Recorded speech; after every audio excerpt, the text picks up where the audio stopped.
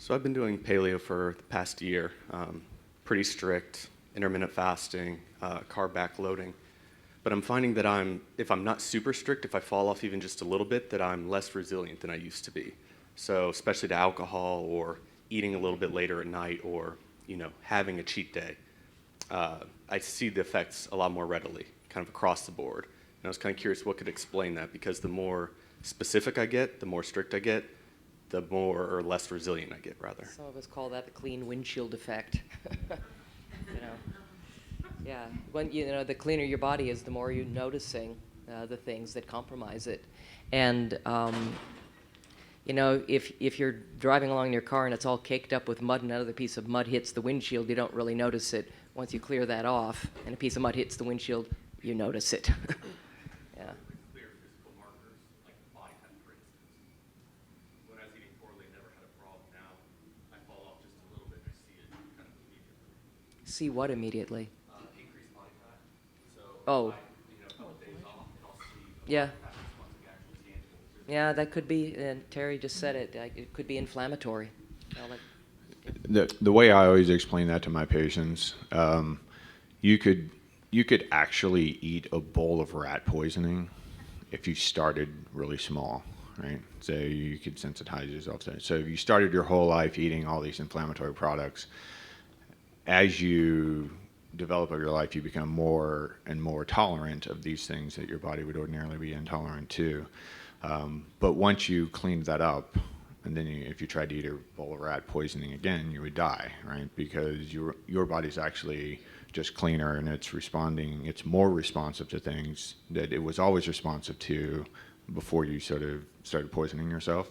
I noticed this exact same thing with myself. 3 or 4 years ago when I first started talking to Rob, I could literally eat anything I wanted to, and it doesn't make any difference whatsoever. I'm like, that's a bunch of voodoo, but I'll try it anyways. And now I'm completely gluten intolerant. Like, I get a little cross-reactive in a restaurant. They, cook my steak where they did garlic bread, and I'm in the bathroom 30 seconds later. So, but these immediate responses are stress responses that that you're getting. And if you're seeing fat changes in a day or two, that's inflammation, right? If you're seeing fat changes over the course of a couple of weeks, it's probably inflammation and cortisol, especially if the fat's around there. So this is just more of the same, but another way of thinking about it is our bodies are incredibly resilient. That's an evolutionary survival mechanism, And so when you eat something that causes a reaction, over time you become habituated to it, and the body does what it can to reduce the sensitivity so that you can continue your life and be able to reproduce and, all those evolutionary imperatives. But there's a cost with the energy that's required to do that. And so even though it may seem like not necessarily a great trade-off to be more sensitive, when you're not eating those foods, you don't have that background resource going into insulating yourself from the effects of all of the harmful foods that you were eating before. And so I think there's actually a longevity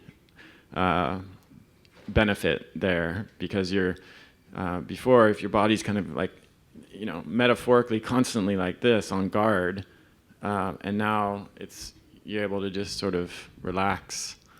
The body's defense mechanisms are able to relax.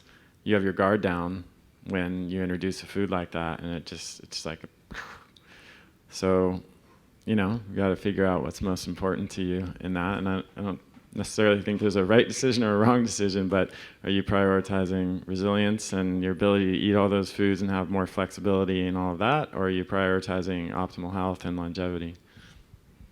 I think there also may be a behavioral component here, because you talked about, you used the word strict 2 or 3 times in your description of kind of what you've been over the past year, and you mentioned intermittent fasting, and I don't know what the rest of your life looks like in terms of stress levels and sleep quality and training and that kind of stuff. But if you've been at a place where you've been very, very restrictive with your diet, either by food quality, and you're very, very strict with sort of what foods you eat, or whether you're just also in conjunction with that a little bit under eating relative to what your nutrient, your kind of needs are to support your life and just general metabolism, as well as actual, physical exercise.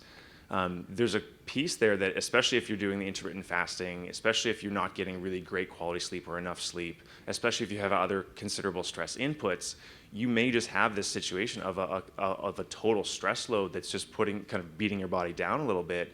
And then when you give it really nutrient dense foods, because the cheat days tend to be things that are really super calorie dense, tend to be higher glycemic index.